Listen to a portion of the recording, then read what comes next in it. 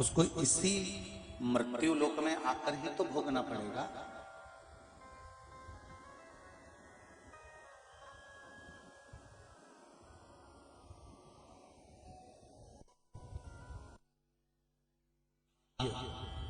और भूमि,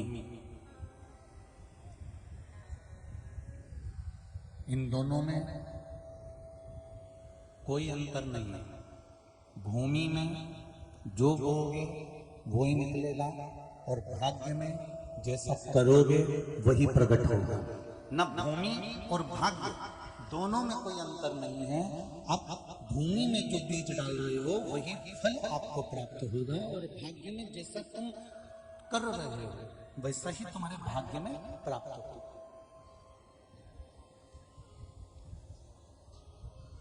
अच्छा करिए अच्छा मिलेगा, बुरा करोगे तो बुरा मिलेगा। बहुत अगर विपदा भी आकर खड़ी हो गई है, बहुत बड़ी समस्या भी आकर खड़ी हो गई है, बहुत बड़ा दुख भी आकर खड़ा हो गया है, बहुत बड़ी तकलीफ भी आकर खड़ी हो गई है, तो भी शिव महापुराण की कथा कहती है कि हमें दुखी नहीं होना है, हमें प्रसन्न होना है। सीटी मार रहा है, हमें दुखी नहीं होना है, हमें प्रसन्न होना है।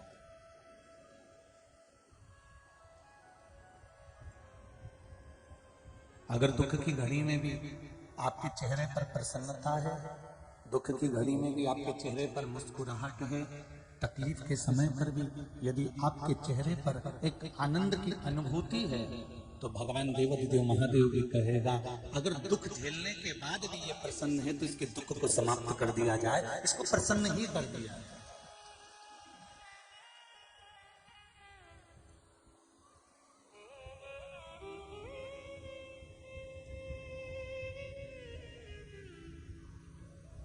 $500 का नोट अगर जेब में पड़ा हुआ है ना, तो वो भी एक ना एक दिन तो खुला होएगा ना। अरे बोलो तो री जीजा, सही है कि गलत है? 500 का नोट अगर पर्स में पड़ा है, जेब में पड़ा है, तो एक ना एक दिन उसको खुला होना पड़ेगा। और बहुत दिन तक अगर 500 का नोट रखा रिया, चावल के डब्बे में फंसा कर रख दिया, गेहूं के डब्बे में फंसा कर रख दिया, तो एक आध दिन मोदी जी फिर बोल दिए तो बदलना भी पड़ेगा। पर 500 का नोट खुला तो करना पड़ेगा, 500 का नोट खर्च तो करना पड़ेगा। उसी तरह हम भी 500 के नोट की तरह हैं। हमारा जीवन भी यहाँ मृत्यु लोक में अगर आए हो तो ये संसार के लोगों में इसको खुला तो करना पड़ेगा। कभी परिवार में, कभी नातों में, कभी कुटुंब में, कभी कबीले में ये 500 का नोट खर्च करना पड़ेगा। पर एक बात याद रखना, उस 500 के नोट में से कोई एक नोट खुला कराते कराते कराते कराते ऐसा आ जाता है जो एकदम फटा हुआ, गला हुआ, सड़ा हुआ आ जाता है। बोलो सही है कि गलत?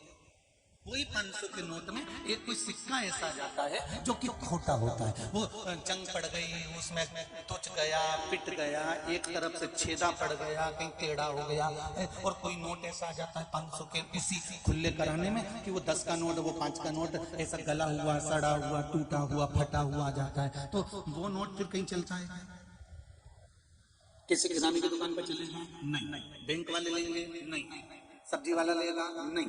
तुम उस फटे हुए, गले हुए, सड़े हुए नोट को कहीं पर भी लेकर जाओगे, वो सड़ा हुआ नोट कहीं नहीं चलने वाला। फिर वो नोट कहाँ चलेगा? कोई पंडित जी आरती करा रहे होंगे या कथा कर रहे होंगे, वहां जो आरती की थाली आएगी, या तुम भगवत का पूजन करने जाओगे तो वो सड़ा हुआ, गला हुआ, फटा हुआ, सड़ा हुआ वो नोट तुम निकाल के चुपचाप से पोथी पे धर के नरम दे हर के चले जाओगे। अब वो 10 का फटा हुआ, सड़ा हुआ नोट अर्थात भगवान शंकर के मंदिर में चढ़ाया, पोथी पे चढ़ाया, मंदिर में चढ़ाया, पंडित जी को दिया, तो वो भगवान के सामने रख दिया। क्योंकि तुमको मालूम है जो नोट कहीं नहीं चलता वो परमात्मा के आगे चलता है। उसी तरह परमात्मा भी जानता है जो दुनिया में कहीं नहीं चलता वो मेरे ही आगे चलता है। ये परमात्मा भी जानता है। तो उस 500 के नोट की तरह हमारा जीवन है। बचपन हमने दे दिया, जवानी हमने दे दी, भोग विलास में निकाल दिया, घड़ी हमने दे दी, कमाने में निकाल दी, आया बुढ़ापा। और बुढ़ापा क्या है? वही 10 का, अरे बोलो तो जमते, वही 10 का गलेला, सड़ेला, फटेला नोट, हाथ थर थर कांपे, आंखों से दिखे नहीं, मुंडा से राई टपके, सोफा से ढेनी। कान से सुनाई नहीं दे, पाँव से चला नहीं जाए, कमर से बैठा नहीं जाए, शरीर बेकार हो गया, नोट पूरा गल गया, बेकार हो गया, फट गया, सड़ गया, अब कौन चलाएगा इसे?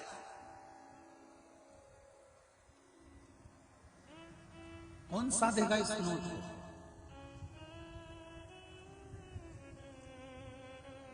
फिर एक मैंने तेरे ही भरोसे, ओ भोले तेरे ही भरोसे, हवा विच उड़ती जावांगी, बाबा डोर हथो छठी में कटती जावांगी, भोले मेरे तेरी पतन, सतगुरु मैं तेरी पतन। अंत में वो नोट, कोई बुढ़ापा आया, कौन पूछ रहा है?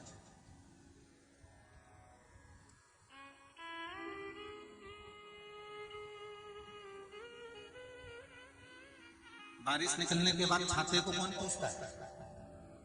अरे बोलो तो जी जी, कहीं थोड़ी बहुत गर्मी में पूछ ले तो पूछ, नहीं तो छाते के कोई पूछे?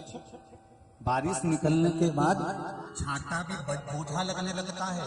उसी तरह बचपन, जवानी, अधेड़ी निकलने के बाद जब तुम कमाना छोड़ देते हो तो संसार में तुम भी बोझा लगने लगते हो। और गर्मी में छाते की कभी कभी जरूरत पड़ती है। उसी तरह तुम्हारे पास नोट की थोड़ी सी गर्मी होगी तो तुम्हारी जरूरत घर के लोगों को पड़ सकती है।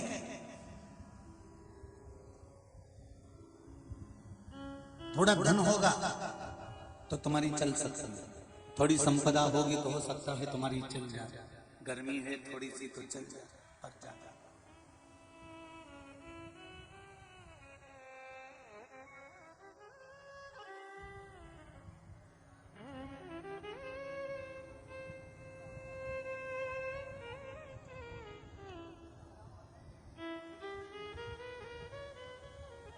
महाराज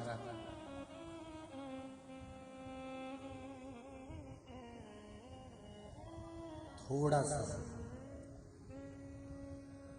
अभिमान, थोड़ा सा अहंकार, थोड़ा सा काम, थोड़ा सा लोभ, थोड़ी सी तृष्णा, थोड़ी सी आसक्ति, थोड़ी सी वासना हमारे संपूर्ण जीवन को बर्बाद कर देती है।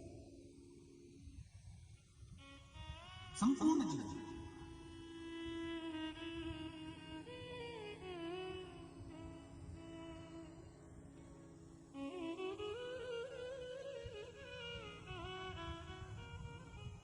बचपन गया ना, जाने दो। आपका बचपन व्यर्थ चले गए, पर अपने बच्चों का बचपन व्यर्थ मत जाने देना। अपने बच्चों के बचपन को व्यर्थ मत जाने देना। आप में से कितनी माताएं हैं जो अपने बच्चों को रोज शंकर जी के मंदिर में एक लोटा पानी चढ़ाने भेजती हैं? जरा हाथ उठाइए। जो भेजती हैं वही उठाना, झूठा झूठा मत उठाना। शंकर जी की कथा में बैठे हो है ना बहुत सारी। हिलाओ जरा हाथ, बहुत बढ़िया, जोरदार ताली बजा रखो बहन, बहुत बढ़िया, धन्यवाद आपको, बहुत बहुत धन्यवाद।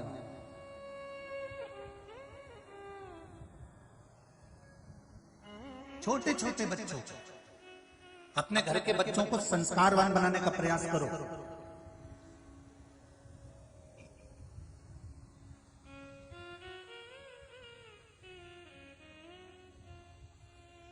पहले भी कथा में कहा, अहंकार और संस्कार दोनों में एक अंतर है।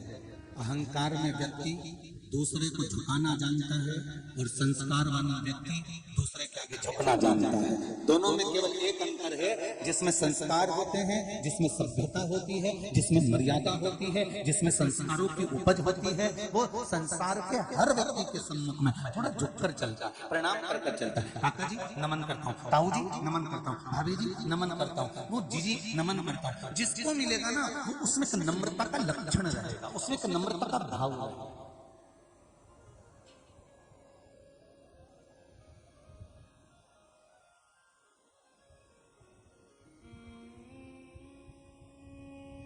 व्यक्ति की कीमत अच्छी जगह बैठने पर अच्छी हो जाती है और बेकार जगह बैठने पर बेकार हो जाती है।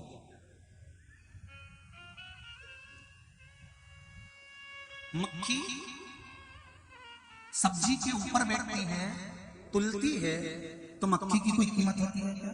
वही मक्खी जिसमें सोना तुलता है, उस सोने के ऊपर जाकर बैठ जाती है, तो सोने पर बैठते से ही मक्खी की कीमत बढ़ती कि नहीं बढ़ती? अपने आप बढ़ जाती है, क्योंकि मक्खी भी 50,000 रुपए तोला की हो जाती है, बैठ गई सोने पर, कांटा ऊंचा ऊंचा हो गया और मक्खी की कीमत बढ़ गई। उसी तरह आप कहाँ बैठ रहे हो, कैसा भजन कर रहे हो, कैसा सत्संग कर रहे हो, कैसे लोगों के साथ रह रहे हो, किनके घर में जाकर बैठ रहे हो, किनके साथ बैठ रहे हो, आपकी कीमत आप स्वयं बना सकते हो। एक बार जरा देखना, एक बार सुनार की दुकान पर जाकर बैठना, सोने चांदी वाले की दुकान पर जाकर बैठना, कितना आदर मिलेगा।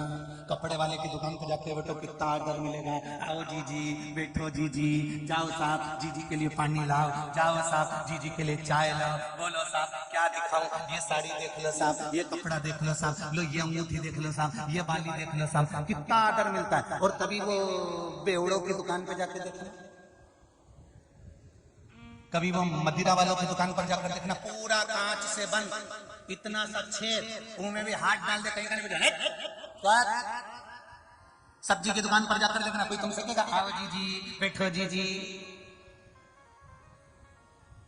ये जितनी फालतू की दुकान होनी, कबाड़ा की दुकान पर जाकर बैठ जाओ, आओ जी जी, बैठो जी जी, कोई बोलेगा? और बैठने का भी स्थान बताया कि सुनार की दुकान पर जाओ तो आदर मिलेगा, कपड़े की दुकान पर जाओ तो आदर मिलेगा, टीवी फ्रिज की दुकान पर जाओ तो आदर मिलेगा, पीआई की दुकान पर जाओ तो आदर मिलेगा, और हलकट दुकान पर जाओ तो कोई आदर नहीं मिलेगा। उसी तरह तुम कहाँ बैठ रहे हो? अच्छे लोगों के साथ बैठोगे, सत्संगियों के साथ बैठोगे, संतों के साथ बैठोगे, साधुओं के साथ बैठोगे, भगवतियों के साथ बैठोगे, कहीं भगवान के भजन करने वालों के साथ बैठोगे, तुम्हें आदर जरूर मिलेगा और वो परमात्मा से मिलेगा। वो आदर स्वयं परमात्मा देगा। और तुम गलत जगह जाकर बैठोगे तो कोई तुम्हें आदर नहीं दे पाएगा, कोई तुम्हारा सम्मान नहीं कर पाएगा।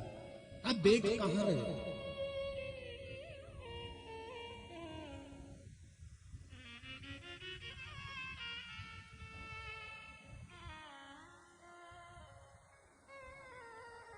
कितनी भारी संख्या में आप लोग आए हुए हो। रोज शैलेश भैया रोज टेंट बढ़वाते हैं और तुम पूरे टेंट में फिर फंस जाते हो। अब प्रतिदिन ऐसा कोई दिन नहीं जा रहा है जिस दिन टेंट नहीं बढ़ता। जितना बड़ा डूम ये लगा है, उतना ही डूम के बराबर टेंट इधर लगा है, उसके बराबर इधर लगा है, और आज और बढ़ा दिया गया। उसके बाद इसको कहते हैं भगवान की भक्ति का एक फल। 42 डिग्री 43 डिग्री टेम्परेचर में भी आप आकर भगवान की भक्ति में बैठो, इससे बढ़कर कोई सुख नहीं।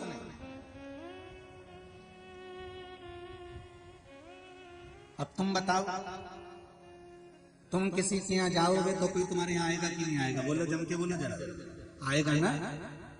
और तुमने तुम्हारी बहन की घर की शादी में तुम्हारी बहू को भेज दिया तो बहन क्या करेगी अगली बार? वो भी अपनी, अरे बोलो जम के, बहू को भेज दे।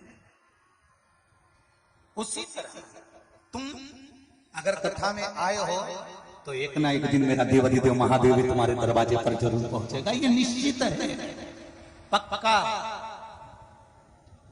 अंत समय प्रभु आना पड़ेगा, वचन दिया तो निभाना पड़ेगा। आए ना आए प्रभु कुटुंब कबीला, आए ना आए प्रभु कुटुंब कबीला। अंत समय प्रभु आना पड़ेगा, अंत समय प्रभु आना पड़ेगा। वचन दिया तो निभाना पड़ेगा, वचन दिया तो निभाना पड़ेगा। हे परमात्मा, हम तेरे दरवाजे पर आए हैं। एक दिन तुझे मेरे दुख की घड़ी में तुझे आना पड़। एक पत्र आया, देखिए बड़ा सुंदर।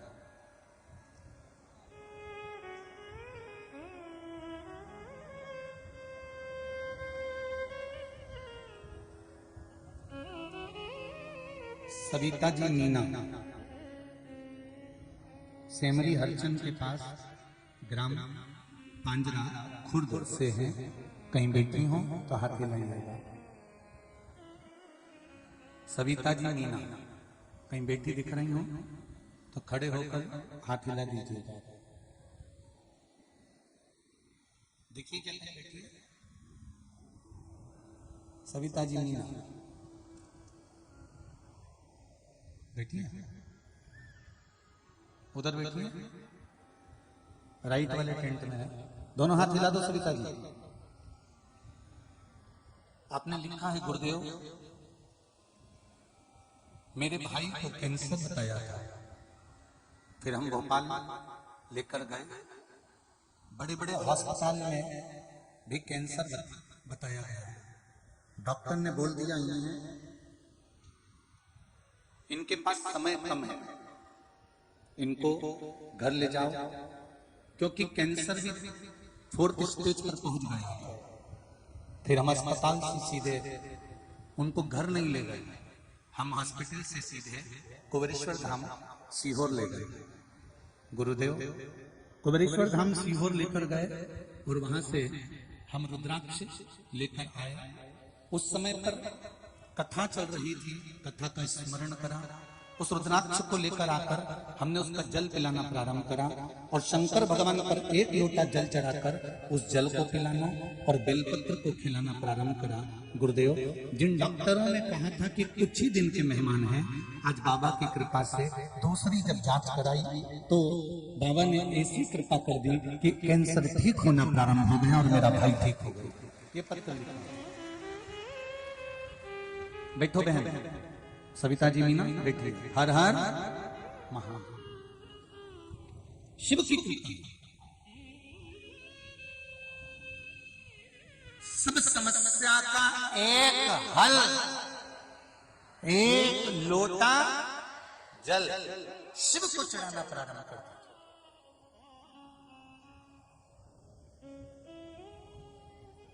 दुखी होना शंकर के मंदिर चले जाओ, तकलीफ में होना शंकर के मंदिर चले जाओ, शरीर में कष्ट हो रहा है ना धीरे धीरे चले जाओ, शंकर के मंदिर जाना मत छोड़ना। तो यह विश्वास मानना जब वो राजा श्वेत के प्राणों को भी बचा सकता है, जब वो राजा श्वेत के प्राणों को वापस ला सकता है, जब वो यमराज को भी मौत दे सकता है, जब वो मृत्यु देवी को भी मौत के घाट उतार सकता है, तो क्या वो तुम्हारे लिए केवल राजा श्वेत कर क्या रहा था?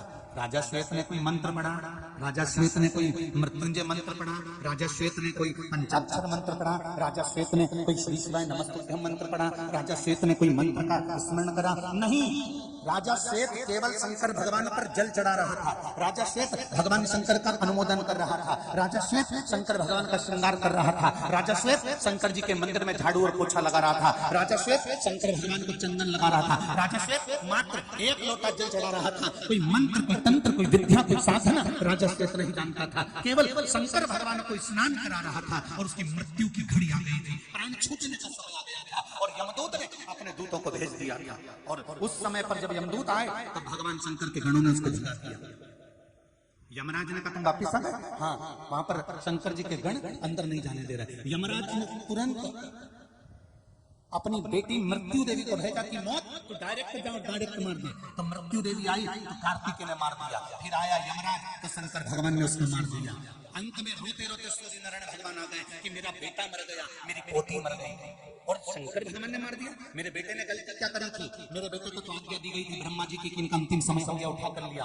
तो मेरे बेटे ने क्या गलती करी थी? शंकर भगवान ने कहा तुम्हारे बेटे ने एक गलती करी कि शंकर भगवान कहते हैं मेरे ऊपर जब जल चढ़ रहा था तो तुम्हारे बेटे ने उसको मृत्यु कैसे दे दी, इसलिए तुम्हारे बेटे को मारा गया है। जल 1 लोटा जल सारी समस्या का मात्र 1 लोटा जल समर्पित करना सीख जाइए, शंकर के मंदिर जाना चालू कर दीजिए। शिव के धाम, हम ये भी नहीं कहते कि बहुत दूर जाइए, आपके नजदीक में, आपके मोहल्ले में, आपके क्षेत्र में, आपकी कॉलोनी में जो मंदिर हो उसमें चले जाओ और 1 लोटा जल घर से लेकर जाओ और विचार कर जाना, बाबा मैं तेरे लिए आ रही हूँ, मेरा शरीर में बड़ा कष्ट है, ये बीमारी हो गई, ये दुख आ गया, कोई का कर्जा हो गया, ये तकलीफ आ गई, मैं किससे कहूंगी? रिश्तेदार से कहूँ तो वो हंसते हैं, नातेदार से कहूँ तो वो मुस्कुराते हैं, संबंधियों से कहूँ कि मुझे धन की जरूरत है तो वो नहीं दे सकते, 1-2 लाख का खर्चा भी मेरे परिवार वाले नहीं कर सकते, वो मुझे नहीं दे सकते, पर तेरा विश्वास है मेरे शंकर, जब तू चोर को कुबेर बना सकता है तो मेरा भी भंडार तू ही बन सकता है। ये विश्वास है, उस पर भरोसा कर जा, उस पर विश्वास कर।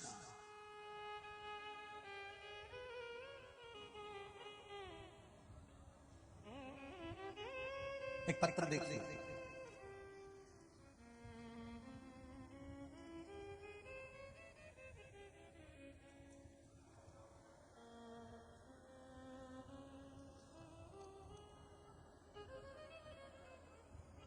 मेरा नाम रानू पटवा है, मैं पिपरिया की रहने वाली हूँ। रानू जी पटवा कहीं बैठी हूँ तो दोनों हाथ हिला के बैठा, हर हर महादेव।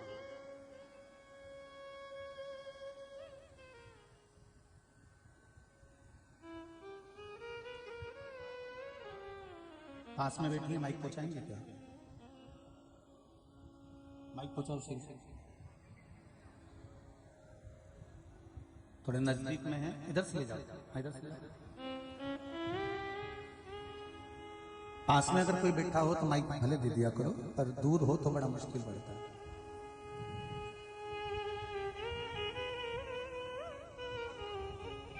हाँ जी, एक दूसरे को देते जाओ, एक दूसरे को देते जाओ।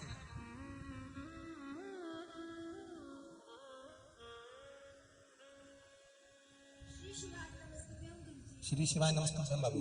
आपने लिखा है, कहाँ से आई आप? पिपरिया से आए हैं। पिपरिया से आई हुई है। क्या नाम है आपका? मेरा नाम रानू पटवा है और मैं सेमरी की निवासी हूँ। अरे वाह, बाबा की कृपा हो बहुत बहुत। पिपरिया में है, मायका सेमरी का। तो बड़ी खुशी हो रही होगी आपको, तो मायके में शिव महापुराण की कथा हो रही है।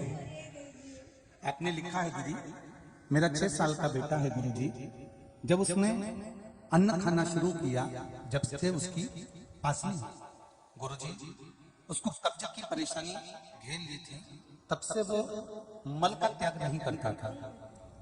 मल का त्याग नहीं करता था तो जो मल था वो उसकी उल्टी में, वोमिटिंग में बाहर आता था। मल का त्याग उसने कई सालों तक नहीं करा, सारे डॉक्टरों का इलाज करवाया। कहाँ कहाँ दिखा लिया था आपने? आसपास के सारे डॉक्टर्स दिखा दिए, नागपुर में बॉडी चेकअप सब करा दिया गुरुजी, कोई आराम नहीं लगा। फिर आपने लिखा है गुरुजी, जब कोई आराम नहीं लगा, 5 सालों में सारी दवाई मैंने अपने बच्चों के लिए करवा ली और पूरा नागपुर, इंदौर, भोपाल सबका वर्णन आप लिख रहे हैं, सब कुछ करा गया। गुरुजी पिछले 1 साल से हम आपकी कथा सुन रहे हैं। कथा सुनने के बाद आपने भोलेनाथ पर जल चढ़ाने का वर्णन किया। भोलेनाथ के रोज हमारे 33 लोगों का परिवार है, 23 लोगों का, सभी लोग जल चढ़ाने जाते हैं। जी जी जी। सभी जिसको भी समस्या है बस जल पिला देते हैं। तो ये जल आपने पिलाना चालू करा बच्चे को? अब क्या स्थिति है? बहुत अच्छा है गुरुजी। दवाई बंद हो गई उसकी, अब एकदम ठीक हो गया है। इस वजह से वो स्कूल भी नहीं जा पाता था, अब तो जाता है। बधाई आपको बहुत बहुत बेटे के ठीक होने की। हर हर विराज। श्री शिवाय नमस्ते। शिव की उपासना, 1 लोटा जल अगर शंकर जी को समर्पित कर रहे हो, शिव को चढ़ा रहे हो, उस जल को लाकर आप आचमन कर रहे हो, शिव को समर्पित किया जल, यदि किसी रोग ने तुमको घेर लिया है तो दुख क्या मना, कष्ट क्या? मैंने तेरे ही भरोसे बाबा, तेरे से हवा बिछोड़ती जावागी बाबा, दूर मत छड़ी नामे कटी जाए। भगवान से प्रार्थना करो, अगर थोड़ा दुख आ जाए, थोड़ी तकलीफ आ जाए, थोड़ा कष्ट आ जाए, थोड़ी बीमारी आ जाए, थोड़ा कर्जा भी बढ़ जाए, तो हमें अपने को सोचना नहीं, वो बहुत टेंशन लेके जिंदगी जीना नहीं। सामने अगर परीक्षा भी आई है ना, इंटरव्यू भी है ना, कोई बात भी अड़ गई है ना, तो भी अपने को सोचना नहीं।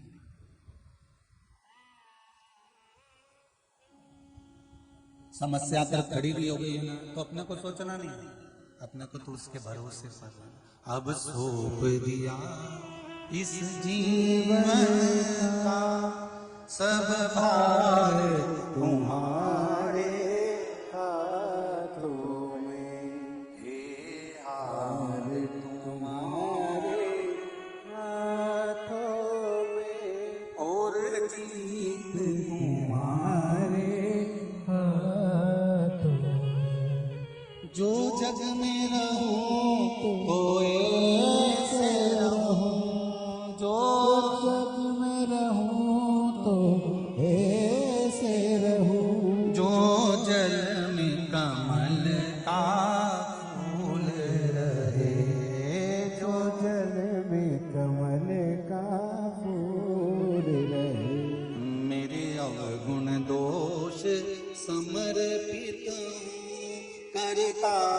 तुम्हारे हाथों में, अब सौंप दिया इस देवर का, सब भार तुम्हारे हाथों में। संपूर्ण जीवन का सुख उसके चरणों में सौंप दिया। संपूर्ण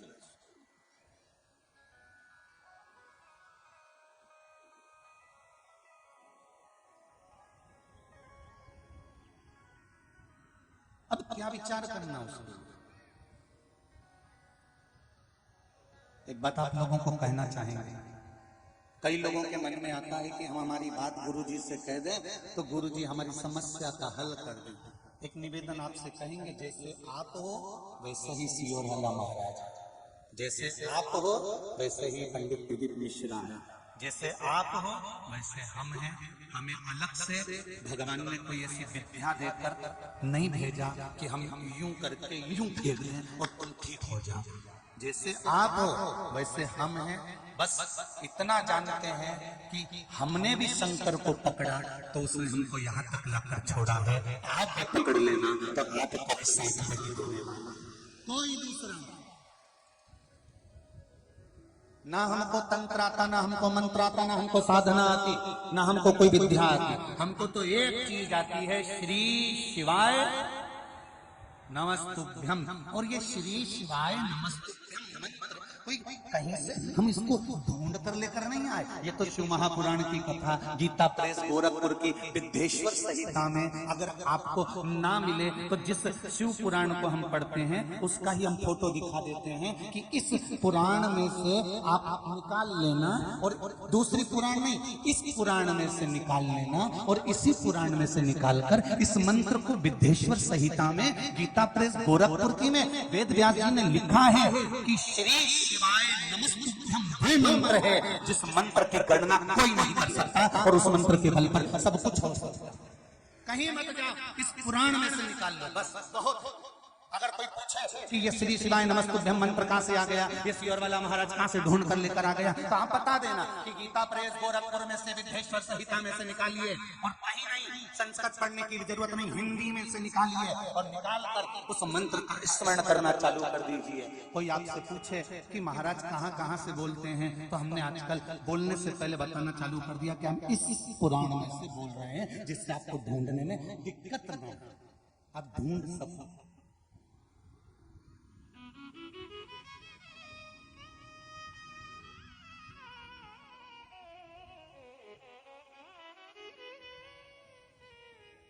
श्री शिवाय नमस्तुभ्यम का मंत्र क्या मतलब क्या होता है? मैं आपको नमन करता हूँ, मैं आपको प्रणाम करता हूँ, मैं आपको साष्टांग करता हूँ, मैं आपके चरणों में झुकता हूँ। मैं किसी का नहीं हूँ, मैं हूँ तो केवल देव अधिदेव महादेव का हूँ, इसके सिवाय मैं किसी का।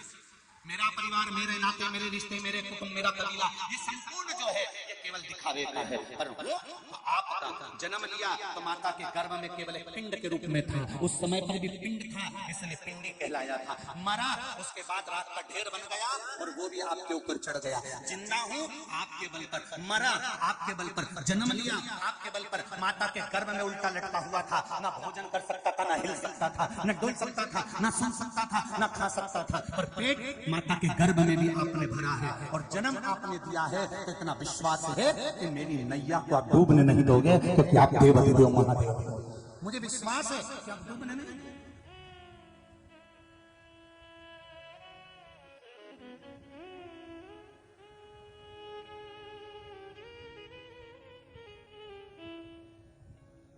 अगर किसी स्थान का एक नाम पड़ता है ना, कोई चीज अगर पड़ती है तो उसका स्मरण चित्त आनंद सुख देता है। एक बार माता अंजना देवी को भी बड़ा दुख हो गया। अब अंजना देवी कौन? बोलो जम के बोलो। हनुमान जी की माँ। अब जिनका पुत्र इतना वीर बजरंगी, जिनका पुत्र इतना बलवान, जो लंका में आग लगाया, हनुमान जी राम लक्ष्मण को कंधे पर उठाकर ले गए, नीचे पहुंचकर कहीं रावण से मिल गया, एक गदा के बल पर सबको पछाड़ दिया। राम जी की विजय में हनुमान जी ने साथ लिया। जरा विचार करिए, उनकी माता को भी एक बार दुख हो गया, संसार में जो जन्मा है उसको दुख तो होगा थोड़ा ना थोड़ा। मेरे राम जी को दुख था, सीता जी का परित्याग करा, सीता जी की अग्नि परीक्षा हुई, सीता जी लंका चली गई, कितना दुख झेलना पड़ा। बाद में पड़ा तो जमीन में माता जानकी जी चली गई। भगवान कृष्ण को कितना दुख झेलना पड़ा। अपने जन्म लिया कारागार में, जब इतना परमात्मा जन्म ले रहे हैं तो कारागार में जन्म लेना पड़ा। वहां भी बचते बचाते छुपते छुपाते हम गोकुल पहुंच गए, वहां से फिर मथुरा पहुंच गए, मथुरा से फिर द्वारका पहुंच गए। जरा विचार तो करो कितनी बार घर बदला। अब इनको किसने कहा था कि तुम्हारा घर अच्छा नहीं है, इसमें वास्तु दोष है, तो बदल दो? कोई ने कहा था भगवान को? नहीं। मथुरा में जन्म लिया, गोकुल पहुंच गए, गोकुल से जन्म लिया, वृंदावन पहुंच गए, वृंदावन से चले तो मथुरा पहुंच गए, मथुरा से फिर चले तो पहुंच गए द्वारका। और द्वारका में भी कौन सा सुख? सत्यभामा कहती है मैं सुंदर हूं, रुक्मणी कहती है मैं सुंदर हूं, जामवंती कहती है मैं सुंदर हूं। सब में अभिमान भरा हुआ था और भगवान कृष्ण सब कुछ पाता है। शांति रखो। आंखें कहती है मैं बहुत सुंदर, हाथ कहते हैं मैं कितना सुंदर हूँ, पाँव कहते हैं मैं पावल बिछड़ी पहनने के बाद, महावर लगाने के बाद, मेहंदी लगाने के बाद कितना सुंदर लगता हूँ। नासिका कहती है मैं लौंग पहनने के बाद कितनी सुंदर लगती है, कान कहते हैं मैं कुंडल पहनने के बाद कितना सुंदर लगता हूँ, नैनों में सुरमा लगाने के बाद नैन कितने सुंदर लगते हैं। ये शरीर 16,108 रानियां भगवान कृष्ण की है, शरीर की 16,108 नाड़ियां है। ये नाड़ियां कहती हैं मैं सुंदर हूं, शरीर कहता है मैं सुंदर हूं, पर कोई ये नहीं कहता कि इसके भीतर जो आत्मा है वो सबसे सुंदर है, उसकी सुंदरता से ये सुंदर नजर आ रहा है। उसके भीतर अगर गंदा होगा तो सब गंदा नजर आएगा, सुंदर होगा सुंदर नजर आएगा।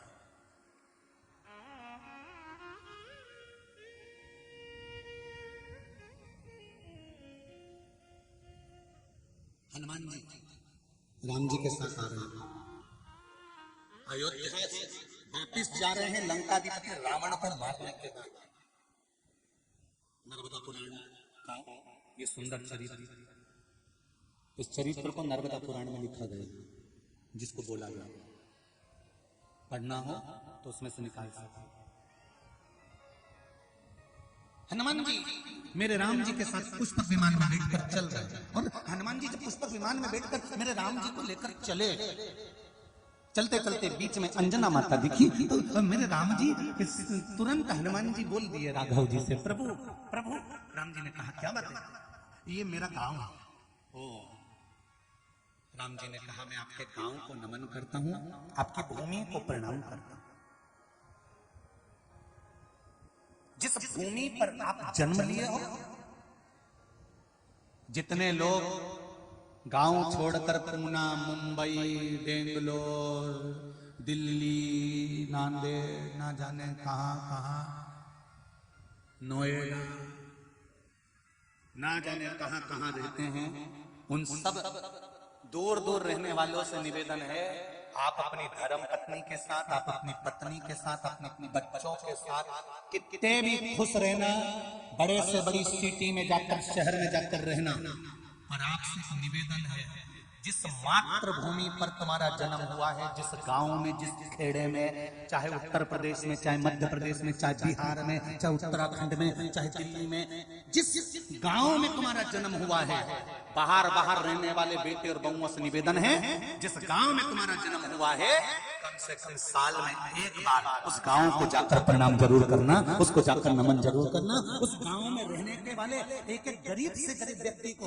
अगर भगवान तुम्हें धन दे, संपदा दे, सत्ता दे, वैभव दे, और तुम शहर में अच्छा काम काज करने लगो, तुम कमाने लगो, तो थोड़ा सा धन एकत्रित कर कर उस गांव में जाना जिस गांव में तुम्हारा जन्म हुआ है, जिस मातृभूमि पर तुम पैदा हुए हो, और उस मातृभूमि में कोई बच्चे पढ़ने में कमजोर हो, किसी को भोजन की जरूरत हो, किसी को मेडिकल की जरूरत हो, तो उस गांव में जाकर उन बच्चों को प्रदान करना। तब लोगों को लगेगा कि हमारी मातृभूमि से जन्म हुआ, आज शहर में जाकर अपने संस्कारों को नहीं भूला, हमारी भूमि से जन्मा हुआ संस्कारों को नहीं भूला।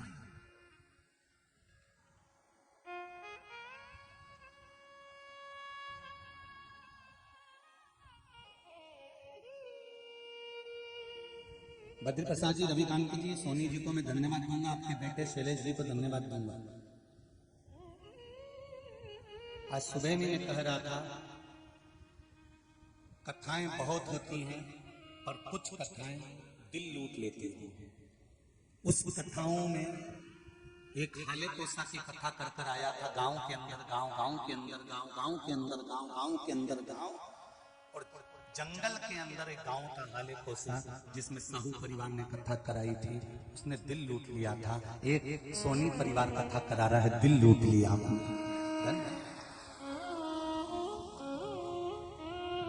दिल लूट लिया।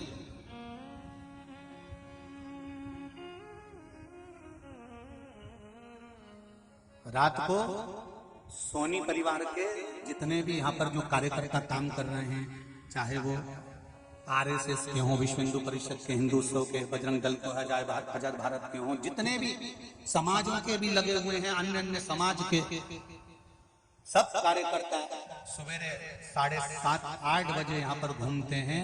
जो पंडाल में रात को रुकने वाले हैं उनको भोजन का टोकन दे देते हैं, और रात को फिर आकर भोजन का टोकन दे देते हैं, और भोजन कराकर रात को पूछने आ जाते हैं, आराम तो है, पानी की बोतल भर दें, मेडिकल वाले मेडिकल के पूछने आ जाते हैं।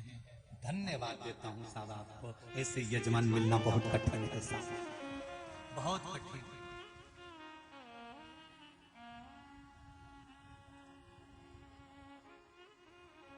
यहाँ मेला लगा हुआ है, ढेर दुकान लगी हुई है, ढेर, जैसे हाले कोसा में ढेर दुकान लगी थी जंगल के अंदर, कैसे क्या मिलेगा, आने वालों को क्या खाएंगे, यहाँ पर भी ढेर दुकान लगी है मेले। एक मेले वाले से पूछा, तुमको यहाँ पर कोई दिक्कत? कहे गुरुजी, सोनी परिवार को हमारी तरफ से भी धन्यवाद देना, ना तो किसी से अठन्नी ली, ना किसी से चवन्नी ली, और पूरा मेला लगा दिया गुरुदेव, धन्य, साधुवाद, बहुत बहुत धन्यवाद, बहुत बहुत दिल भी। और सेमली हरचंद के भगत लोगों को धन्यवाद। पूरी रोड के किनारे किनारे कोई रसना बांट रहा है, कोई बेले का शरबत बांट रहा है। और आज तो इतनी खुशी की बात कहूँ मैं आपको, आते आते मैंने देखा सेमली हरचंद की कम से कम 70% दुकान दोपहर 2 बजे से पहले बंद होकर 5 बजे तक बंद रहते हैं। कथा सुन रहे हैं। अभी भी जितने लोग आए हो आप जाते जाते देखना, सेमली हरचंद की जितनी, और जिसमें अभी अक्षय तृतीया का समय चल रहा है, मार्केट का समय चल रहा है, पर दुकानों में ताले लगाकर वहां दुकान में देखने वाला एक एक व्यापारी शिव महापुराण की कथा का आनंद ले रहा है। और धन्यवाद दूंगा, दुकान पर बैठकर कमाया तो पत्नी और बच्चों के लिए कमाया, यहीं छोड़कर जाना पड़ेगा। पर 3 घंटे की जो तुम 7 दिन की कमाई कर रहे हो, ये अपनी है, ऊपर तक जाएगी, छूटेगी नहीं।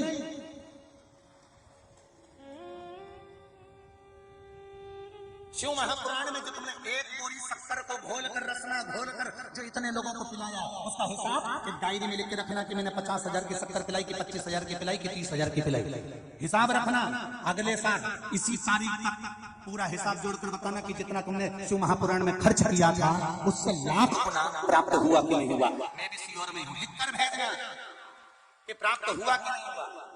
शंकर की कथा अगर दिल से करी जाए तो मेरा देव अधिदेव महादेव भी दिल से देता है साहब। पर शिव की कथा अगर व्यापारीकरण से करी जाए तो बाबा भी हाथ खींच लेता है दिल से। दिल से कथा सुनो, रस तत्व सुनो, आनंद सुनो।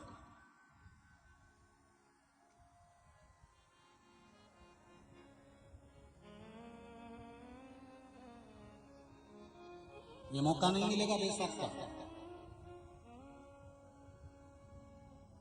बहुत आनंद के साथ शिव तत्व को पहचाना। जल है गहरा नाव पूरा, भोले बीच भंवर मत छोड़ना, मेरे बाबा लगन शिव चित्र को पहचाना, शंकर को जाना, सेवा का प्रकल्प जाना।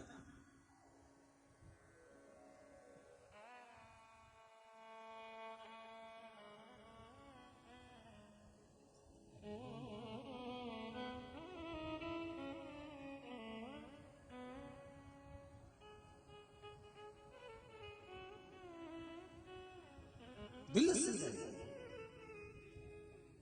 कोई कह रहा था गुरुजी कथा भी आपने सेमली हरचंद में दी, कहीं हाले कोसा में दे देते हो, छोटे छोटे गांव में कहाँ वहाँ व्यवस्था हो पाती है, कैसे व्यवस्था हो पाती है। यही कथा आपको पिपरिया दे देना था, बावई दे देना था, नर्मदापुरम दे देना था, इटारसी दे देना था, शहर लगे हुए थे वहाँ दे देना था। कहाँ सेमली हरचंद। हमने कहा अब एक बार एक काम करो, तुम शहर में कथा कराते हो और एक गाँव में जो कथा कराता है, एक बार उसकी गाँव की कथा कर देखना, यहाँ टेंट के साथ दिल मिल जाएगा।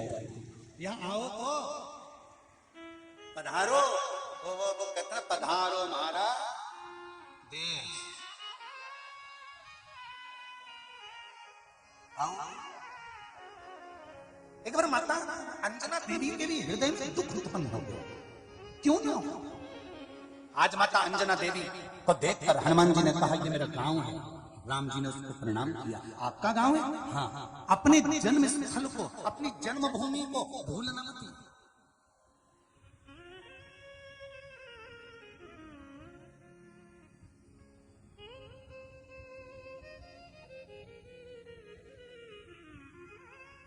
हमारी भारत की भूमि पर सजीव मूर्ति का स्मरण कर कर भोग लगाने की प्रथा है। मुर्दे को भोग लगाने की प्रथा नहीं है भारत की भूमि पर।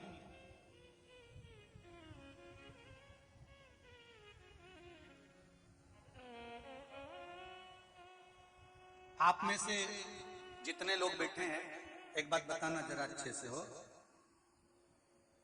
तुम्हारे मोहल्ले में कोई मर जाता हो, मुर्दा पड़ा हो, तो कोई मिठाई का डब्बा लाके उसको भोग लगा के खाता है क्या? अरे बोलो तो, अरे अच्छे से बोलो रे सिमरी हरचन बाबा। नहीं ना, कोई मुर्दा पड़ा है, कपड़ा ढका है और उसके पास में तुम मिठाई लेके आओ के नहीं काका जी के भोग लगाऊंगा, उनके बाद खाऊंगा।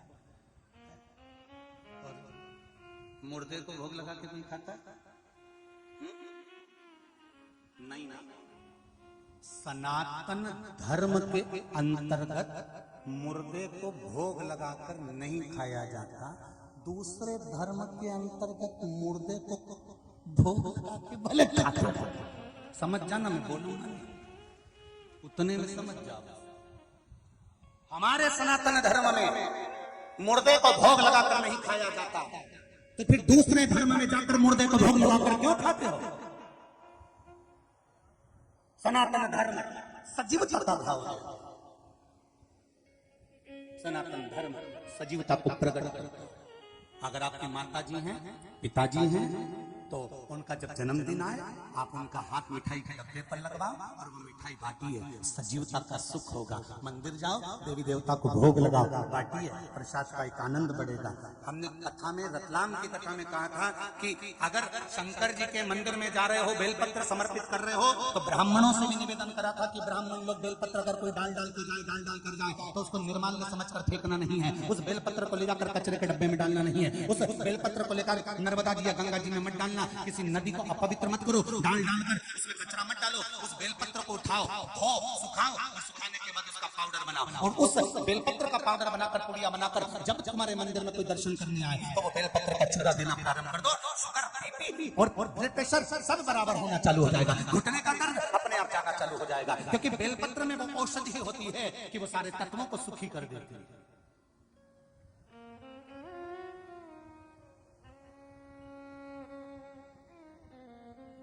भगवान शिव की आराधना तो करो। माता अंजना देवी को आज बड़ा दुख है। तो हनुमान जी ने कहा ये मेरा गांव है, चलो अपन नीचे चलते हैं। राम जी ने कहा चलो अपन नीचे चलते हैं। हनुमान जी ने कहा प्रभु मेरे छोटे से गांव में आप आओगे? क्यों नहीं आओगे? भगवान छोटा गांव बड़ा गांव नहीं देखता, मेरा परमात्मा तो इतना देखता है कि तेरा दिल कितना बड़ा। भगवान को गांव से कोई मतलब नहीं दादा। गांव तो तुम देखते हो। लड़का सर्विस वाला होना चाहिए, तो पूछा कैसी सर्विस? बस अच्छी सर्विस हो तो कहा अच्छी सर्विस वाला। इंजीनियर चलेगा, हाँ, पर सर्विस कैसी करता है? तो क्या सर्विस तो वही ऑफिस में करता नहीं? हमें ऑफिस की सर्विस से बड़ी सर्विस चाहिए घर की। पत्नी बोले कि झाड़ू लगा दो, पत्नी बोले पानी भर के ला, वो बोले तो सर्विस क्लास चाहिए।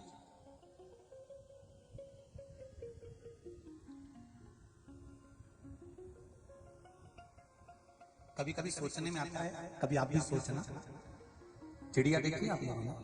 अरे बोलो तो जम के देखिए। हमें ये समझ नहीं आता चिड़िया कौन से कॉलेज में पढ़ी थी और इसमें कौन सी इंजीनियरिंग की पढ़ाई करी थी कि चिड़िया अपना घोंसला बनाती है तो एक एक तिनका चुन चुन कर लाती है, कहाँ कैसे फंसाना है, किस तरह से घोंसला बनाना है। ये चिड़िया को कौन से इंजीनियरिंग कॉलेज में प्रवेश मिला था जहां वो सीख के आई थी? और क्या सुंदर घोंसला बनाती है चिड़िया, ऐसा सुंदर गोल गोल गोल गोल बनाती बनाती, पीछे से चपटा करती करती, अंदर से एकदम क्लीन बनाती बनाती, कितना सुंदर घोंसला बनाती। ये समझ में नहीं आता चिड़िया कौन से कॉलेज में पढ़ने गई थी? तुम्हें मालूम है उस कॉलेज का नाम? चिड़िया कौन से स्कूल में पढ़ने गई थी जहां सारे इंजीनियर फेल हो जाते हैं, वहां चिड़िया अपना घोंसला बनाती है एक एक तिनके से जोड़ जोड़ कर। क्या सुंदर बनाती है कि कोई इंजीनियर भी उसको नहीं बना सकता।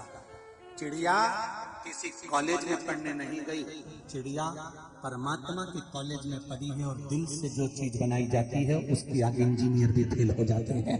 दिल से बनाया आपको और हमको किसी इंजीनियर ने नहीं बनाया, भगवान ने अपने दिल से बनाया है।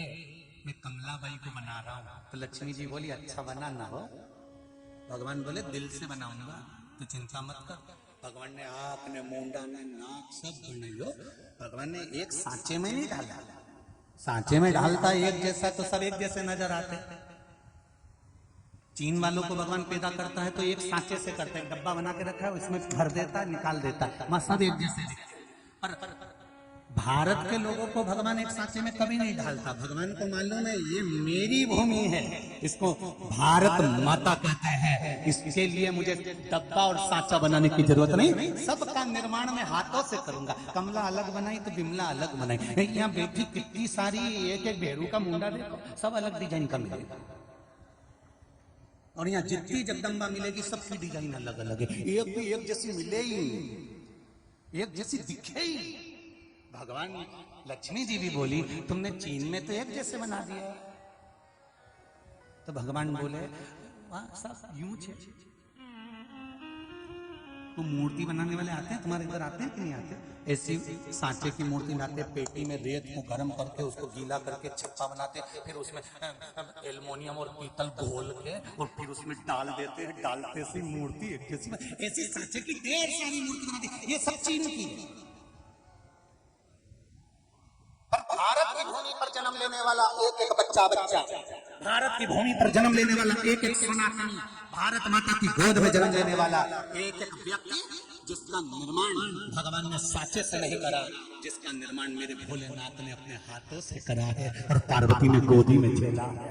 एक एक पुतले का निर्माण करा और कितने जोरदार जोरदार पुतले तैयार करे। यहाँ देखो सबका कितनी जोरदार जोरदार डिजाइन है, कोई साजा का पल्लू यूज करके पहने तो कोई करके पहनी, तो कोई दो चोटी करे तो कोई एक चोटी करे, तो कहीं कहीं की चोटी गायब है, तो ये सब डिजाइन। अब हमसे ही लोग कहते हैं गुरुजी तुम पंडित हो तुम्हें चोटी रखना चाहिए, हमने कहा है ही नहीं। हमने तो कई बार विचार करा कि थोड़ा बढ़ जाए तो रख लें, जहां से बढ़ते वहीं से गायब हो जाते, तो फिर अब चोटी भी कैसे रखे तुम बता दो, डिजाइन हो तो दूसरी।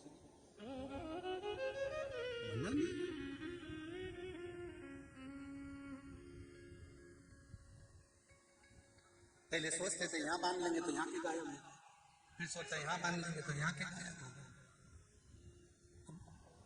भगवान से कहना पड़ेगा भोलेनाथ कुछ कृपा हो।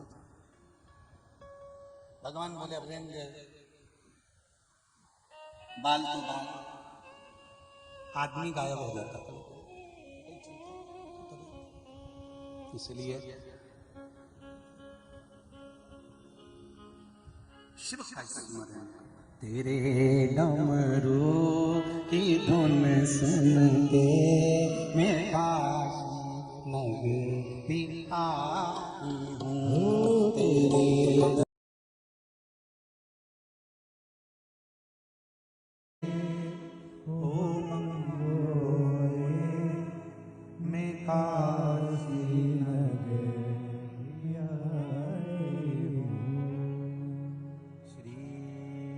शिवाय नमस्तोऽहम् श्री शिवाय नमस्तोऽहम् श्री शिवाय नमस्तोऽहम् श्री शिवाय नमस्तोऽहम् हर हर महादेव भगवान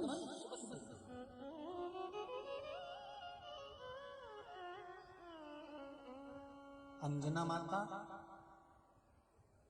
के पास मिलने के लिए हनुमान जी राघव जी को लेकर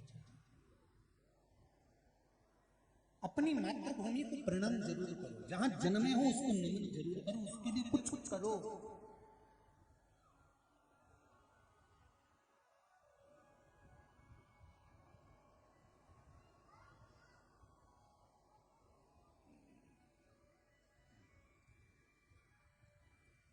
कि चंदन है इस देश की माटी, तपोभूमि हर ग्राम है, हर बाला देवी की प्रतिमा बच्चा बच्चा,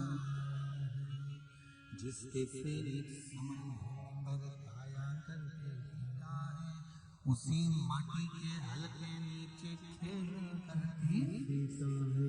ये भूमि जिस पर तुम्हारा जन्म हुआ है, जिस गांव में, जिस नगर में, जिस क्षेत्र में आप जन्मे हो, भले बड़ी बड़ी सिटियों में, शहरों में चले जाओ, और अपनी मातृभूमि को, अपने जन्मदाता भूमि को भूलना नहीं।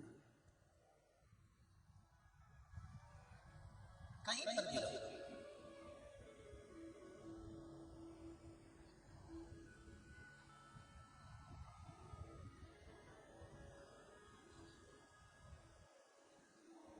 आज सुबह 10 बजे ऑफिस में फोन आया कि गुरुजी की कथा हमको ना जाने कहाँ का देश का नाम बोला था, विदेश में रखा। तो ऑफिस से फोन आया कि गुरुदेव वो कथा की बोल रहे हैं और विदेश में कथा रखना। हमने कहा देश में कमी पड़ रही है।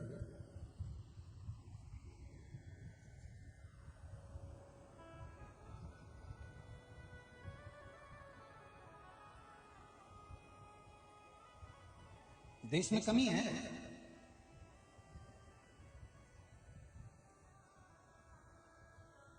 वहां भारत के लोग जो नौकरी करने जाते हैं वो केवल धन के चक्कर में जाते हों, ज्यादा मिल जाए, पैकेज अच्छा मिल जाए, पर भारत माँ की गोद जैसी और भारत माँ की स्वतंत्रता जैसी और भारत माँ की माटी जैसी माटी दुनिया में कहीं कहीं मिल सकती, कहीं नहीं। इसलिए पहले ही कथा में कहा, अमेरिका में मरोगे तो डेड बॉडी कहलाएगी, एक्सपायर। विदेश में कहीं पर भी मरोगे तो डेड बॉडी कहलाएगी, एक्सपायर कहलाओगे। और भारत की माता की गोद में कहीं का बेवड़ा भी मर जाएंगे, कहीं का बेकार से बेकार, बहुत गंदे से गंदा, जिसने दुनिया को बर्बाद कर दिया, ऐसा भी अगर मर जाए भारत की भूमि पर, तो भी उसके नाम के आगे स्वर्गवासी लिखाता है। क्यों? क्योंकि भले पापी था, बेकार था, पर भारत माता की गोद में मरा है, इसलिए इसके नाम के आगे लिखाएगा स्वर्गवासी। मतलब कितना भी बेकार हो, भारत की भूमि पर मरता है तो वो स्वर्ग जाता ही है, ये पक्का, ये निश्चित। तो जितने विदेश में रह रहे हो भारत की भूमि को छोड़कर, जब मरोगे तो डेड बॉडी और एक्सपायर कहलाओगे, और अगर वापस यहाँ आकर मर भी गए ना तो स्वर्गवासी श्रीमान लिखाओगे, स्वर्ग गए, एक्सपायर नहीं।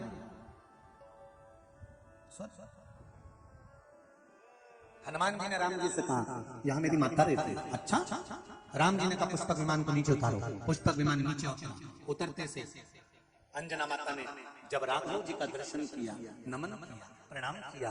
राघव जी ने अंजना माता को, लक्ष्मण जी ने अंजना माता को, हनुमान जी ने अंजना माता को। अंजना माता ने कहा हनुमान घर के अंदर कुछ भी नहीं है, मैं क्या दूं मेरे राघव जी को, मैं क्या खिलाऊं मेरे राम जी को, जल्दी जा तो कुछ कंदमूल फल लेकर आ। हनुमान जी कंदमूल फल लेने के लिए जाते हैं और हनुमान जी जब कंदमूल फल लेने के लिए गए इतनी देर में अंजना माता आंख में जल भरकर रो पड़ी, बिलख पड़ी, आंखों से आंसू बहने लगे।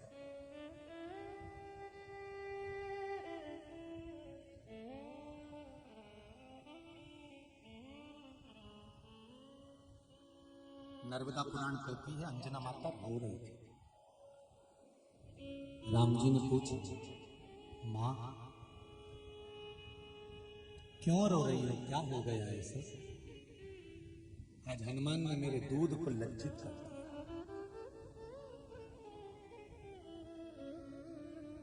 जिस हनुमान को मैंने दूध पिलाया था, जिस अंजना ने हनुमान को दूध पिलाया था, आज मेरे बच्चे ने उस दूध को लज्जित कर दिया।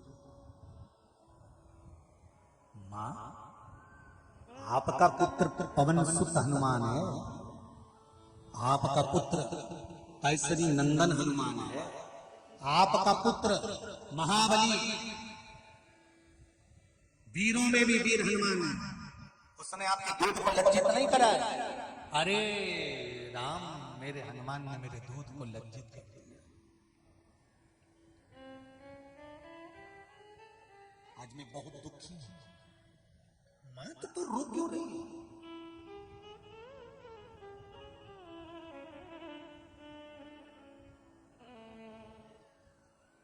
तो रो क्यों रही है? अरे उस मां को रोना ही पड़ता है जिसका पुत्र दूध को लज्जित कर दे।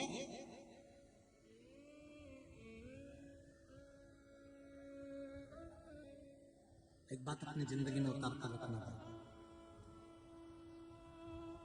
सनातन धर्म में पैदा हुए हो, सनातन धर्म की माता के स्तन का दूध पान करा भारत की भूमि पर जन्मे हो, प्रयास करना इस सनातन धर्म की, चाहे भारत माता हो, चाहे घर की माता हो, चाहे बहन बेटियां हो, इनको लज्जित मत होने देना जिंदगी में। इतना ध्यान रखना, इतना ध्यान रखिएगा।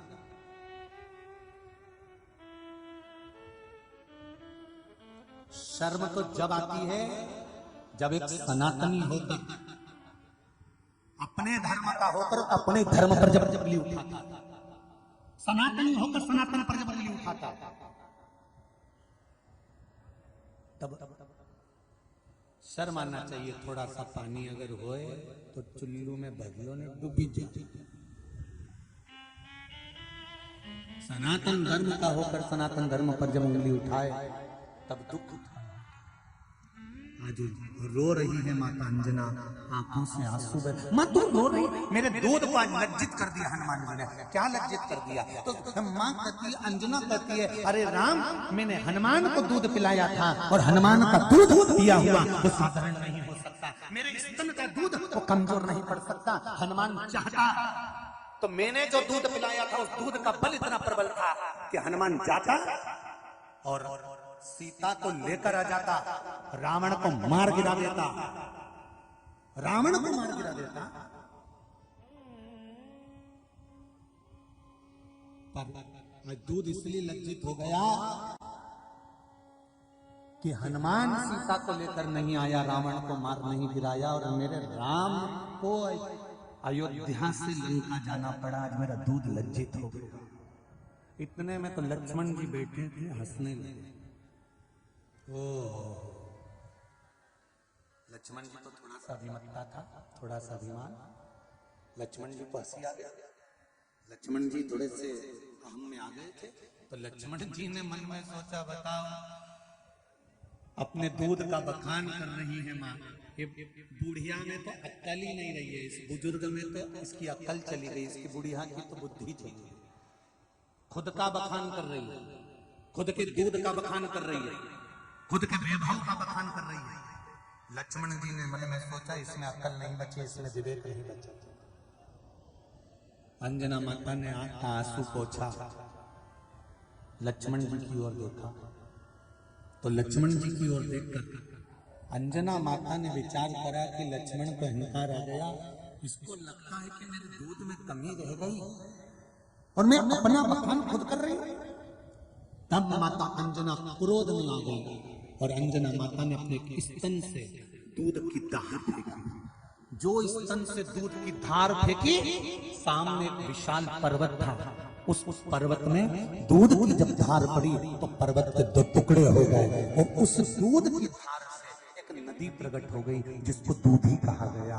जहां नर्मदा जी जाकर उससे मिली तो दूधी नदी का संगम कहला गया। वो साधारण नहीं है।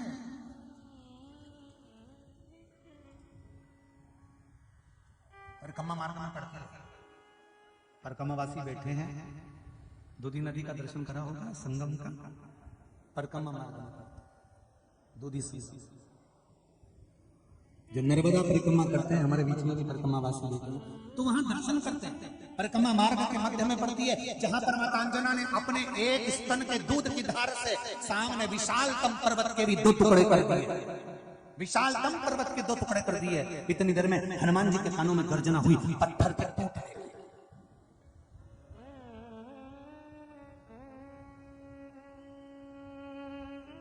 पत्थर के टूटने की गर्जना हुई। हनुमान जी दौड़ कर आए, मां क्या हुआ? मां कहती है, हनुमान तूने मेरे दूध को लज्जित करा। लक्ष्मण जी को विश्वास नहीं हुआ कि मेरे दूध का बल कितना प्रबल है। तब लक्ष्मण जी अंजना माता के चरणों को पकड़ लिए, मां क्षमा कर दे, तू तो मेरी मां है, मैं जान नहीं सकता एक मां अपने बच्चे को जो दूध पिलाती है उस दूध का बल कितना होता है, समझ नहीं सकता।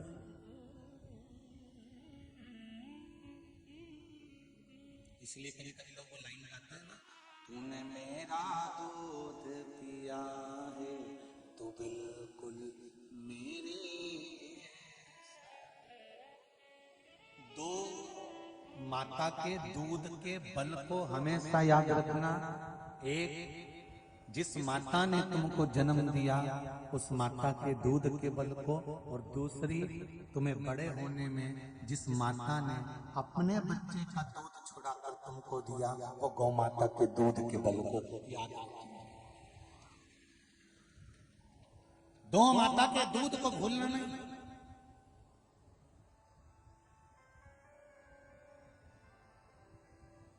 सतयुग और कलयुग में अंतर क्या है? सतयुग और कलयुग में अंतर एक ही है। सतयुग था तो बछड़ा गौ माता के चारों थन का दूध पीता था। जम के बोलिए, कितने थन का? गौ माता के चारों थन का दूध पिए तो समझ लेना सतयुग था। त्रेता आया, बछड़ा 3 थन का दूध पीने लगा, 1 थन का दूध लोग निकालने लगे। द्वापर आया, बछड़ा 2 थन का दूध पीने लगा, गौ माता ने 2 थन का दूध दुनिया के लोगों को दे दिया। पर कलयुग आया, अब तुम बोल दो से मुझे बछड़ा 1 थन का दूध पीने लगा, पर वारे कलयुग के लोग उसको 1 थन का भी पूरा नहीं पीने देते, मुंडा लगाता है और छीन के ले जाते, निचोड़ के निकाल। ये कलयुग। माँ के सामने बछड़े को बांध दिया जाता है, माँ बछड़े के लिए दूध देती है, दूध झड़ाती है, उसके बछड़े के सामने, माँ के सामने पूरा दूध नोच नोच के निकाल लेते हैं। और जरा से धन के चक्कर में, दूध बढ़ाने के चक्कर में, वो माल कमाने के चक्कर में एक बछड़ा तड़पता रहता है, तड़पता रहता है। और इतने चतुर, माँ भी चतुर है, उसने थोड़ा सा दूध खींच लिया अपने बछड़े के लिए, तो ये बछड़े को फिर छोड़ देते हैं। जैसे ही माँ दूध छोड़ती है, बछड़ा फिर हटा लेते, फिर निचोड़ लेते हैं। वारे कलयुग की औलाद, धन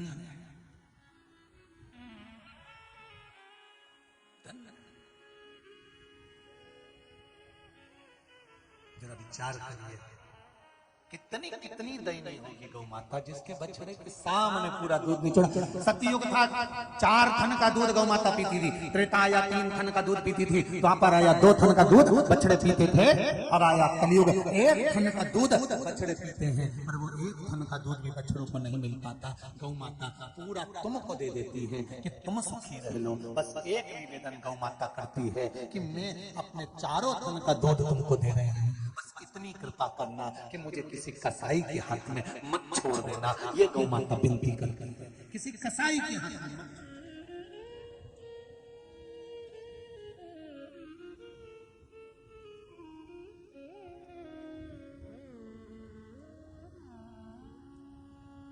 कितना लोभ बढ़ गया, कितना लोभ बढ़ गया कि गेहूं की फसल काटने के बाद जो नीचे की भूसा निकलता था, पहले दुनिया के लोग उस भूसे को गौ माता के लिए छोड़ देते थे, पर अब भूसे की भी कीमत बढ़ गई तो लोग उस भूसे को भी बेचकर पैसा कमा लेते हैं। पर हृदय में ये दया नहीं रहती कि एक ट्राली भूसा भरकर पास में कोई गौशाला हो तो वहां डाल दूं तो गाय खा लेगी। यहां तक दया नहीं रही लोगों के मन में, वहां तक दया चली गई। और जिन जिन के पास में जमीन है, जिन जिन के पास में जमीन है, तुम्हारे घर में जितनी गाय हैं उनके लिए भूसा रख लो, पर बाकी का भूसा एक ट्राली में भरकर तुम्हारे आसपास में जो गौशाला हो, तुम्हारे नजदीक में जो गौशाला हो, तुम्हारे पास में जो गौशाला हो, उसको ले जाकर एक ट्राली भूसा नहीं तो आधा ट्राली नहीं तो 2 बोरा भरकर भूसा उस गौशाला में पहुंचाना चाहिए, जहां गाय दिन रात आनंद के साथ पा सके, पुण्य मिले। गेहूं तुम रखो, भूसा भी तुम रखो, पर थोड़ा सा तो दे सकते हो, थोड़ा सा।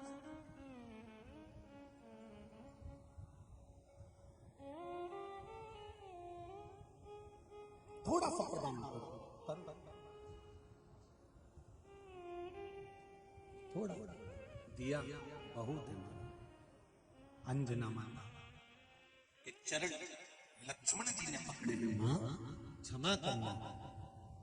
आज हनुमान जी से नर्मदा जी कह रही हैं कि हनुमान तू मेरे जन्म का चरित्र पूछ रहा है, जहां तेरी माता का स्मरण भी मैंने करवाया है वो साधारण सी धरा नहीं। लक्ष्मण जी ने जब चरण पकड़े तब अंजना माता ने एक ही बात कही, लक्ष्मण अगर तुम्हारे भीतर अभिमान आ गया है तो एक बार नर्मदा जी का चरणारविंद का स्मरण करो, नर्मदा का एक बार स्नान कर लो, लक्ष्मण तुम्हारा अभिमान चले जाएगा। लक्ष्मण जी कहते हैं माँ वो नर्मदा कहाँ मिलेगी? तब अंजना माता ने आवाज लगाया, नर्मदे ओ नर्मदे। जो आवाज लगाया नर्मदा जी अंजना माता से मिलने के लिए आई। जो दूध की धार बही थी दूधी नदी, उससे नर्मदा का संगम हो गया, मिलना हो गया। लक्ष्मण जी ने स्नान करा। नर्मदा जी का स्नान करने से क्या मिलता है? दुनिया के लोग पूछते हैं। शिव महापुराण की कथा कथी है, स्कंद पुराण कथी है, वायु पुराण कथी है, बरहा पुराण वामन पुराण कथी है कि नर्मदा मात्र नर्मदा जी का नाम लेने से, मात्र नर्मदा जी के जल में डुबकी लगा लेने से वैराग्य उत्पन्न हो जाता है। फिर लक्ष्मण जी के भीतर अहंकार नहीं रहा, वैराग्य तो उत्पन्न हो गई। क्या रखा है संसार? ये नर्मदा परिक्रमा करने जो निकलते हैं इनके भीतर क्या रहता है? कोई धन नहीं, कोई दौलत नहीं, कोई सत्ता नहीं, कोई सामान नहीं, बस नर्मदे हर माँ कल्याण कर, माई नर्मदा माई नर्मदा माई नर्मदा माई नर्मदा करते करते करते करते चले जा रहे, चलते जा।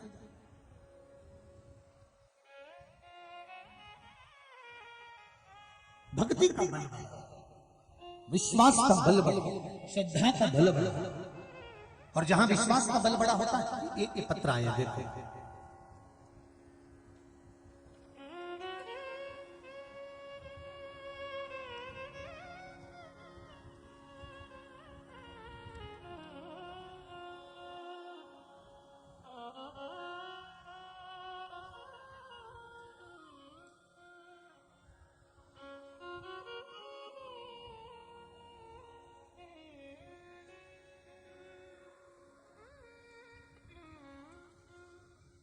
श्री जगदीश जी गोटिया चौधरी कॉलोनी कोठी बाजार नर्मदापुरम होशंगाबाद से हैं। कहीं बैठे हो तो हाथ हिलाएंगे, कहीं बैठे हो तो हाथ हिलाएंगे। दिख गए क्या? दोनों हाथ हिला दीजिए। हाँ जी, दिख रहे हो बिल्कुल आखिरी में। ठीक ठीक है, एक बार दोनों हाथ हिलाओ वापिस। हर हर महा। आपने लिखा है जगदीश जी, गुरुदेव बाबा देवादिदेव महादेव की महिमा क्या है, उसका क्या वर्णन करूं गुरुदेव?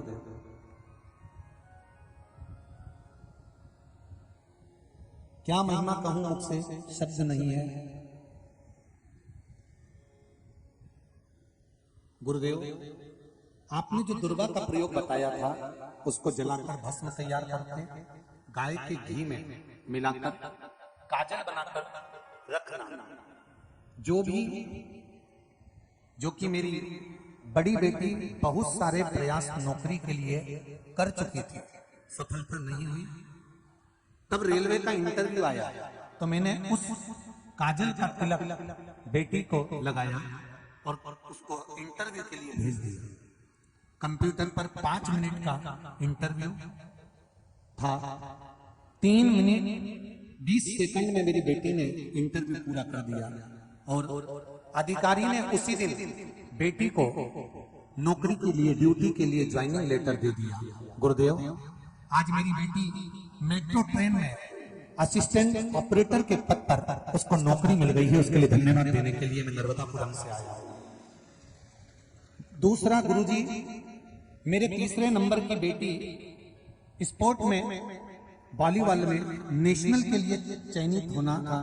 गुरुजी, जिले से काफी लड़कियां थी, तो गुरुजी वही काजल का प्रयोग जो दुर्वा जलाकर काजल तैयार करना था, आपने कथा में बताया था, वो तैयार करा हुआ काजल मैंने उसको भी लगाकर भेजा, जिसका कैंपस ग्वालियर में था और वहां उस कैंपस में नेशनल के लिए चयनित होना था।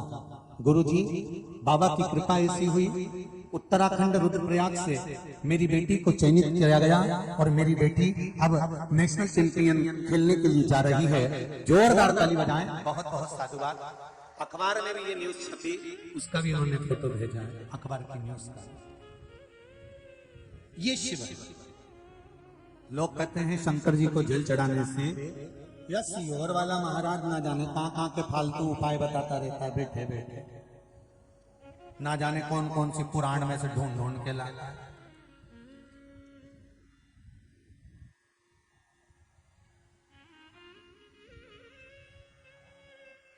दिल से करो तो संधो शरणी मांग दुख दया करी निदर्शन। सभी लोग अपनी जगह पर आनंद के साथ बैठे बैठे स्मरण करते हुए दिल की बात शिव जी से कहेंगे। श्री शिवाय नमस्तुभ्यं। 5 बार मंत्र बोलेंगे और अपने मन की बात शंकर जी से दिल से। श्री शिवाय नमस्तुभ्यं। जो बच्चे लोग खड़े हैं वो भी बैठ जाओ, बैठ कर बोलो।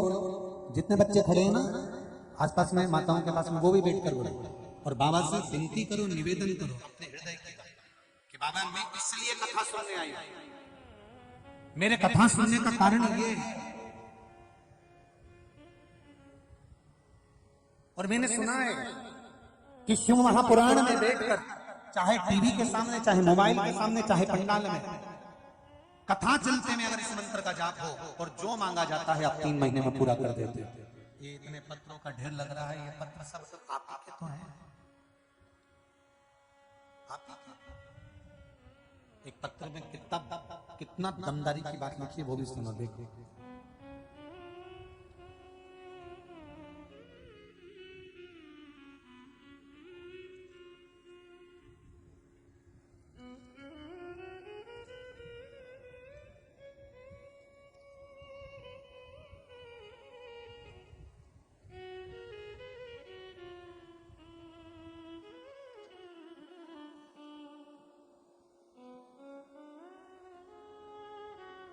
गुरुजी, मैं अंजलि शर्मा भिंड जिले की रहने वाली हूँ। फिलहाल मेरे पति की जॉब पिपरिया में है तो मैं यही पिपरिया में रहती हूँ। अंजलि जी कहीं बैठी हो तो दोनों हाथ हिला दीजिए। अंजलि शर्मा भिंड की रहने वाली, कहीं बैठी हो तो हाथ हिलाइए। इधर पीछे है क्या कहीं? जहां बैठी हो खड़े होकर हाथ हिला दीजिए। अंजलि जी शर्मा। गुरुदेव, मेरी शादी को 4 साल हो गए थे, कोई संतान नहीं है। मैंने 6 महीने पहले ग्वालियर में डॉक्टर को दिखाया, उसने मेरे दोनों ट्यूब ब्लॉक बताया, कह दिया तुम्हारे दोनों ट्यूब ब्लॉक हैं, संतान का सुख नहीं होगा, ऑपरेशन कराना पड़ेगा। और ऑपरेशन के बाद भी कोई गारंटी नहीं है कि संतान होगी। ट्यूब खुल गए तो ठीक, संतान हो जाए तब बात। गुरुदेव में वापिस आ गई। मुझे किसी ने बताया कि पशुपति व्रत करो और उस व्रत के करने से तुम्हें लाभ जरूर मिलेगा। मैंने पशुपति व्रत करना चालू करा। गुरुदेव,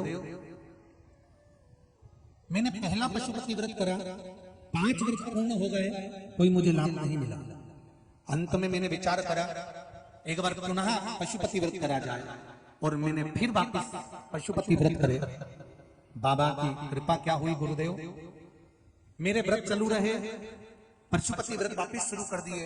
गुरुदेव 17 अप्रैल को ग्वालियर में वापस जांच कराने के लिए गई, तब मेरा पशुपति व्रत 3रा व्रत चल रहा था, पूर्ण हुआ था।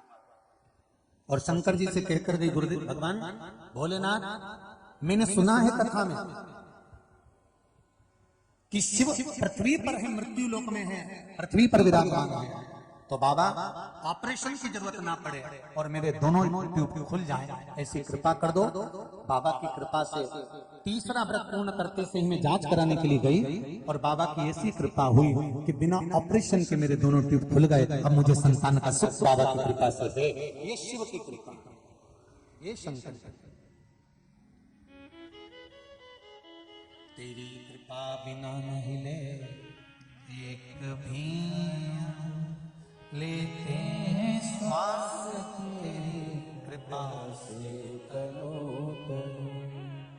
हे गंगाधार मुक्ति द्वार ओमकार तू, बोले ओंकार तू, आयो शरण तिहारी बोले तार तार तू। दिल से जो शिव से कहा वो मिला, प्रेम से कहिए श्री शिवाय नमस्तुभ्यं, श्री शिवाय नमस्तुभ्यं, श्री शिवाय नमस्तुभ्यं, श्री शिवाय नमस्तुभ्यं, श्री शिवाय नमस्तुभ्यं। भगवान शिव से दिल से कहे, अपने मन की बात हम किससे कहे जाते हैं?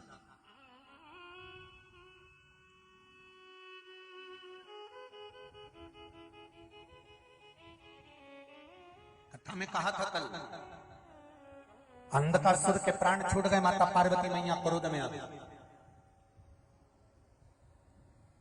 मां जगतजननी पार्वती के नैनों से जल बहने लगा, मेरा पुत्र मर गया, जिसको मैंने बेटा माना था, मेरा पुत्र अंधकासुर चले गया। भगवान कह रहे हैं वो अंधकासुर असुर था, उसका मरना जरूरी था।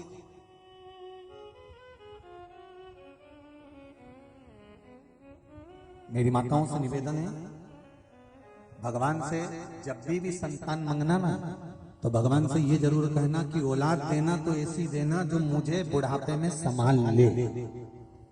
ऐसी मत देना कि 2 रोटी के लिए भी धुतकार दे, ऐसी नहीं चाहिए, जो संभाल ले।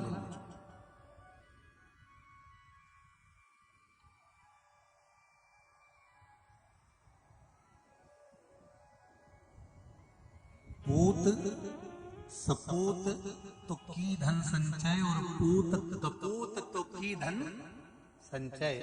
बेटा सपूत होगा, कितना भी जोड़ लो, उसको जरूरत नहीं है। अगर सपूत है ना, खुद जोड़ ले। और बेटा अगर कपूत होगा तो कितना भी जोड़ कर चले जाना, सारा रात मिला जाएगा। और अपनी जिंदगी अलग अपन बर्बाद कर लो। बच्चों के लिए जोड़ो, बच्चों के लिए जोड़ो, बच्चों के लिए जोड़ो, खुद नहीं खाए, जोड़ती जाए। साड़ियों नहाती जाए, मायके से ये पेटी में भरती जाए। बहू को दूंगी, बेटी को दूंगी, अच्छी होगी तो पहन लूंगी, और अच्छी होगी तो बहू को दे दूंगी, और अच्छी होगी तो बेटी को दे दूंगी। साड़ी थोड़ी सी भी गड़बड़ होगी तो कथा सुनने जाऊंगी तो भागवत जी पे चढ़ा दूंगी।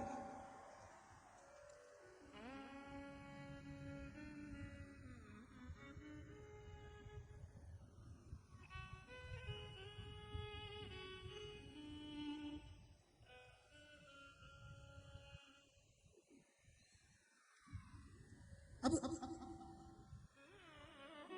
भगवान से कहना अगर पुत्र देना, संतान देना तो ऐसी देना जो मेरी सेवा कर सके, राष्ट्र की सेवा कर सके, धर्म का प्रचार कर सके, सत्कर्म कर सके।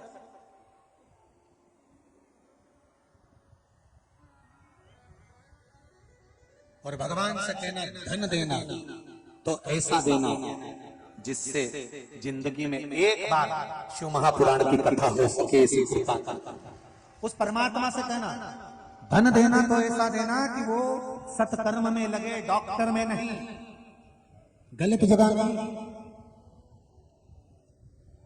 सत्कर्म की ओर लगे हुए। उस धन का क्रम महाराज पार्वती तुम अंधकासुर के लिए रो रही हो। पार्वती जी कहने लगी मेरा पुत्र मर गया, जिसको मैंने पुत्र माना था वो चले गया, तुम चिंता मत करो। पार्वती तुमने जिसको पुत्र माना था ये इसका मरना निश्चित था, क्योंकि ये पाप कर्म कर रहा था, गलत कर्म कर रहा था, पापाचार कर रहा था, इसका मरना निश्चित था। मैं तुमको एक पुत्री देता हूं, जो पुत्री सारे पापों को धो देगी, दुनिया का कल्याण कर देगी, जगत का कल्याण। शंकर भगवान बैठ गए तप करने के लिए, साधना करने के लिए, शिव जी बैठ गए। और जब भगवान शंकर तप साधना करने के लिए बैठे और उधर पितृलोक में आर्यमा पितरों के देवता की बेटी भी तप कर रही है शंकर भगवान की। तो आर्यमा ने भोलेनाथ जी से विनती करी, प्रभु संपूर्ण विश्व के कल्याण के लिए आप एक पुत्री को जन्म देने वाले हो, प्रकट करने वाले हो, तो एक काम क्यों नहीं करते? मेरी जो पुत्री आपकी आराधना कर रही है, इसी पुत्री को आप मृत्यु लोक में प्रकट क्यों नहीं कर लेते?